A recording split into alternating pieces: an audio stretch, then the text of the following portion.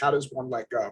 I mean, I did it through meditation, just repetitive practice, and you sit down to meditate, and the thought pops up, and as soon as you realize that you're lost in that thought and you're engaged with that thought, be grateful for having that awareness. Don't beat yourself up for it, Yeah. right? Oh, I'm so bad at meditating, right? I'm just never Yeah. work. That's not the way to do it. Say, oh wow, I'm grateful that I am now aware that I am lost in this thought, and I can let it go, right? So ideally, when I'm meditating, right, unless I'm focusing on something specific, I like to think of these thoughts as just little clouds in the sky that are Yeah. floating on by, right? You see the cloud, you observe it for a moment, and it floats by, and then it leaves your subconscious, right? And this is something that took me, years to practice. Sure. And but that's how I've been able to sort of tap into this higher intelligence. You want to call it God, you want to call it the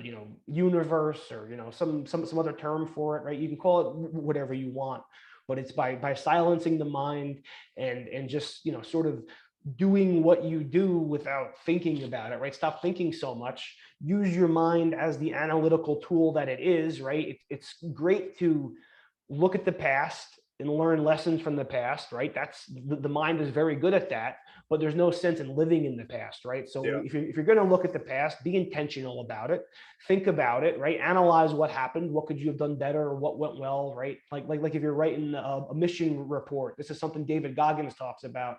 It Love it. can't hurt me, if you ever read that book, right? He talks Yeah, about it's doing fantastic. like the mission report after something happens, right?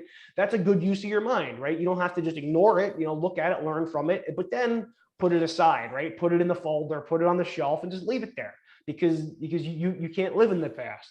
And the same thing with the future, right? It's great to prepare for the future, and think about how you want the future to go, and what set goals and things like that, right? But you don't want to live in the future, because then you're kind of living in the dream. You can only live here now in the moment.